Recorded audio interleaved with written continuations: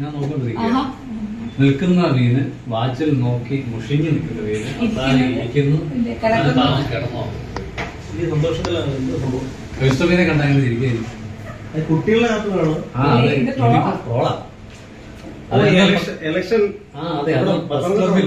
SFIക്കാരാൽ കൊല്ലപ്പെട്ട കേസിക്കാരുടെ പട്ടികയുമായി നാളെ വരുമെന്ന് പറഞ്ഞിട്ട് ആന്റോ പോയിട്ട് 3 ദിവസവും കഴിഞ്ഞിട്ടും കണ്ടില്ല എന്ന് പറഞ്ഞിട്ട് ഇടാൻ ചോദിച്ച് ആന്റോ ആന്റണിയെ ആക്ഷേപിച്ചുകൊണ്ടിട്ട് ഒരു ട്രോളാണ്.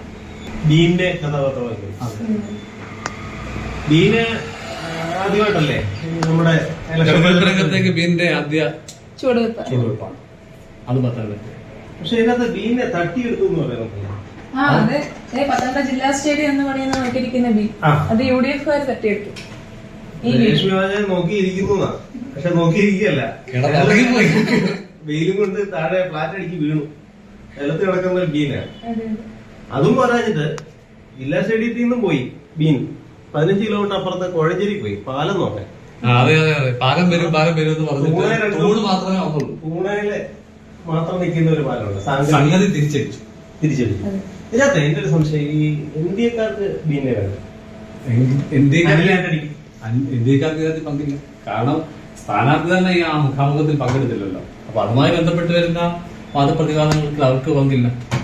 പക്ഷെ സാധ്യതയുള്ള ബീനെ ഭയങ്കരമായി ഉപയോഗിക്കാം. ഒരുപക്ഷെ ഇനിയിപ്പോ ഇന്റർനാഷണൽ മീഡിയയിൽ വാർത്ത വരാം. പത്തനംതിട്ട മണ്ഡലത്തിൽ തെരഞ്ഞെടുപ്പുമായി ബന്ധപ്പെട്ട് മിസ്റ്റർ ബീൻ ട്രോളായി വിവരിക്കപ്പെടുന്നു. തെരഞ്ഞെടുപ്പ് പിന്നെ ചെലവിനകത്ത് വരില്ലേ, ബീനിന് കൊടുത്തു എന്ന് പറഞ്ഞ് അങ്ങനെ വേണ്ടി വരും.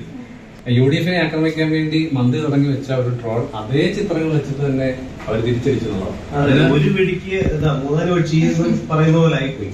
അല്ലെങ്കിൽ മീൻ മാത്രമല്ല ശങ്കരാടിയുണ്ട്. 3 ദിവസം കഴിഞ്ഞിട്ട് ലിസ്റ്റ് വിട്ടില്ല എന്നുള്ള തരത്തിലാണ് ആദ്യത്തെ ട്രോൾ വന്നത്.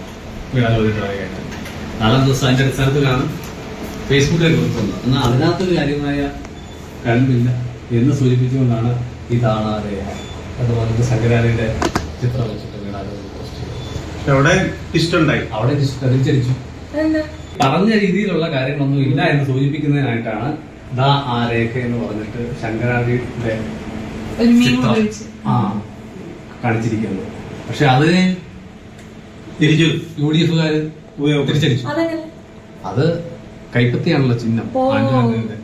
വീണ ജോർജ് ഇതാണ് നമ്മുടെ ചിഹ്നം എന്ന് സൂചിപ്പിക്കുന്നത് മാത്രമല്ല ഇതാണ് ആ രീതിയിൽ UDFകാർ അതിനെ വളച്ചിരിച്ചു. ചുരുക്കത്തിൽ പറഞ്ഞ ചക്കിന് വെച്ചത് കൊക്കിനല്ല, അവകാശവാദം നടത്തി മസ്കറ്റിൽ പോയ ആന്റോ ആന്റണി അവിടെ എവിടെയും തൊടാത്ത രീതിയിൽ ഫേസ്ബുക്കിൽ കൊടുത്തിട്ടുള്ള അതാണ് എന്റെ ഏറ്റവും വലിയ ക്ലൈമാക്സ്.